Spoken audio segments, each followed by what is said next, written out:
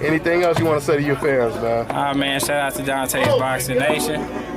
You know, follow me on Twitter, Facebook, and Instagram, Earl Spence Jr., my whole name, and just look out for me. Yes, sir. Let me dig into your brain. Folks falling like rain.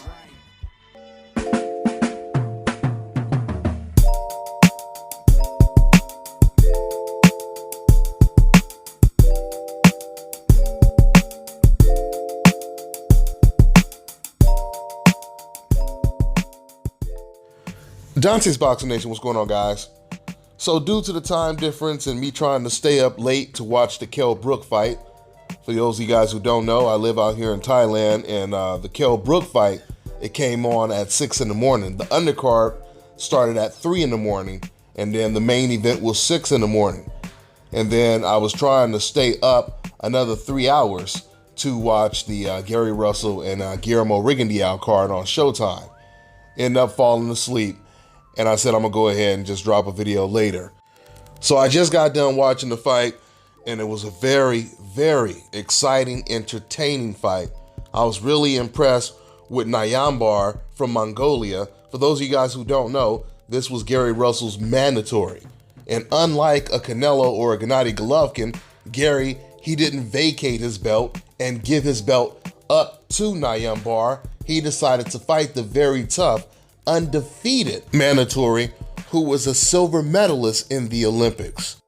And even though Gary Russell clearly won the fight, Nyambayer, he really pushed Gary Russell to dig deep. The first couple of rounds, or the first 6 rounds, Gary Russell, he pretty much boxed really well, controlling Nyambayer with the jab and controlling distance.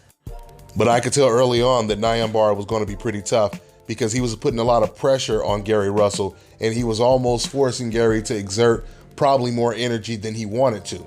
So then in the second half, Gary, his ego and his pride got to him, and he decided to show Nyambayer that he could fight him toe-to-toe, and that's exactly what Gary did. Gary, he stood in the center of the ring, went into the high guard, and he went toe-to-toe with him for a couple of rounds. Then he went back to boxing. He would go back and forth.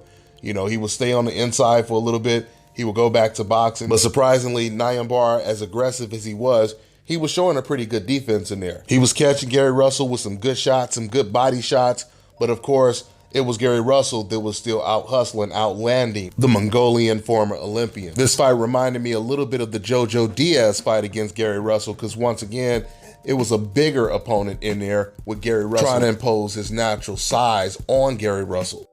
But it didn't faze Gary at all. This is what makes him a special fighter. Once again, for him to have a guy that's much bigger, at least appears to be bigger than Gary in the ring, and he's standing there. Gary is standing there banging with him, going toe-to-toe. He's taking the challenger's best punches, and he's still going toe-to-toe with him.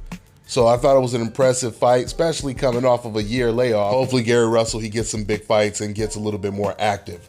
I mean, we know that Leo Santa Cruz, he pretty much didn't want to fight Gary Russell. That's the fight that Gary had been chasing or going after for quite some time. Now he's saying if he doesn't get any big fights at 126, he's going to 130. Now, I don't know how serious Gary was, but he said about a week ago, if he could get no fights at 130, he's even willing to go up to 135. That's clearly where all the big names are. I mean, you know, for Gary to go up to 130, the only fighter I could really think of at 130 is the guy that he already beat, which is Jojo Diaz, who just beat Tevin Farmer. At least one of the big names. There's other names, but Jojo is one of the biggest names at 130 now. So despite Gary Russell fighting once a year, I think it may be a good thing for Gary, because I think it pretty much preserved his skills. So when we do see Gary Russell in there with the big names, it's going to be the same Gary Russell. It's not going to be some faded, some rusty Gary Russell in there, you know, that's not fighting the same or looking the same. But I'll say congratulations to Gary Russell. He defends his title a 5th time. We'll see what happens from here. That's all I got for now, guys. I'm on to the next. This is Bobby, and you're watching Dante's Boxing Nation.